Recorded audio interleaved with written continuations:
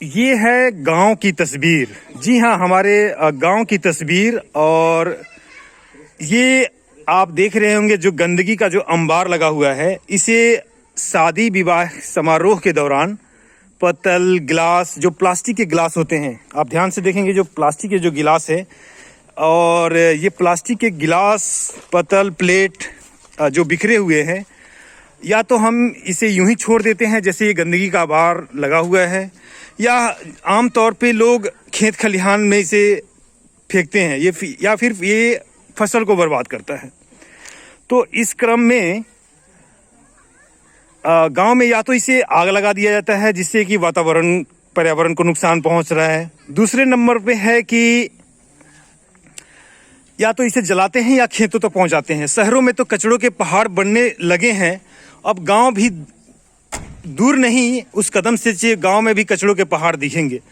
इस क्रम को रोकने के लिए विचार यही है कि गांव में भी स्टील की थाली, प्लेट, ग्लास, कटोरी का प्रयोग हो शादी समारोह में, ताकि ऐसे कचरों का अंबार ना हो। धरती हमारी है, गांव हमारा है, तो इसकी रक्षा करना भी हम सबका परम धर्म है, कर्तव्य है।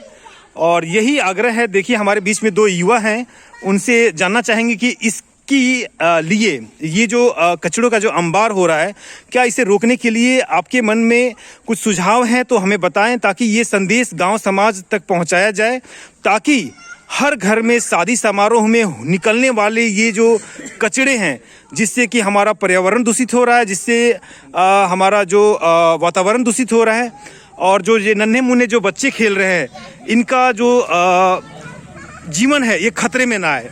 हम पैसे तो बहुत सेव कर रहे हैं और ये कहते हैं कि हम अपने बच्चे के उज्जवल भविष्य के लिए धन को संचित कर रहे हैं, लेकिन पर्यावरण के साथ खिलवाड़ करके हम उन्हें क्या देना चाहेंगे? आने वाला समय शायद इसका जवाब शायद हम नहीं दे पाएंगे। फिर भी हमारे बीच में दो गांव के युवा नागरिक हैं, उनसे जानना चाहेंगे कि क्या स्टील का थाली, कटोरी या ग्लास इस पहल में कारगर साबित हो सकता है, या कुछ और अन्य उनका सुझाव है। जी, आप अपना परिचय दें सर। जी नमस्कार, मैं रवि। बिल्कुल सही कहा आपने।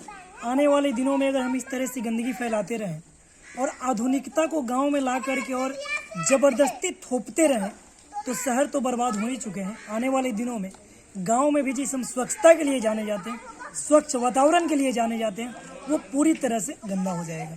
हाँ, एक हमारे पास व्यवस्था हो सकती है मेरे विचार से। अगर पुनः हम अपनी पुरानी सभ्यता थाली को यूज करने लगे, या मिट्टी के बने बर्तन, जिसे हम चीनी मिट्टी के बर्तन के रूप में जानते हैं, अगर हम उसका यूज करने लगे प्लास्टिक की जगह, तो निश्चित रूप से आने वाला भविष्य, आने वाला जो हमारी पीढ़ी है, उसके लिए हम एक धन संचय करके दे सकते हैं। बहुत बढ़िया सर, आप अपना परिचय दें और बताएं कि इस परेशानी का क्या हल है। सबसे पहले मैं चंदन कुमार जी आप सभी को नमस्कार करता हूं। देखिए, पीछे अभी जैसे आपने कहा कि पीछे जो दिख रहा है, ये जो अंबार दिख रहा है, ये आज कल के भोजन के लिए जो व्यवस्था की गई थी उसका नहीं है, ये आज कचरे का अंबार है।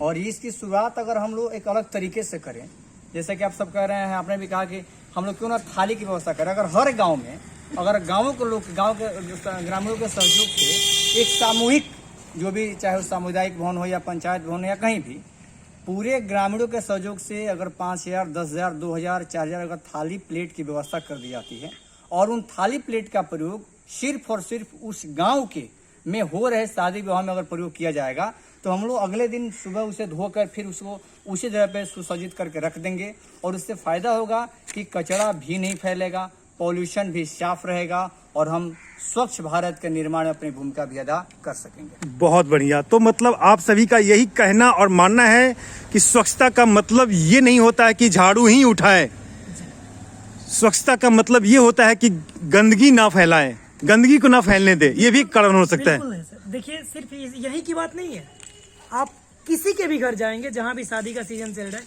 किसी के दरवाजे पे जाएंगे तो ऐसा ही पाएंगे। तो अब यही कहें कि स्वच्छता हम अपनाएंगे और अपने गांव को सुंदर बनाएंगे। बहुत बढ़िया। जय हिंद, जय भारत। जय भारत।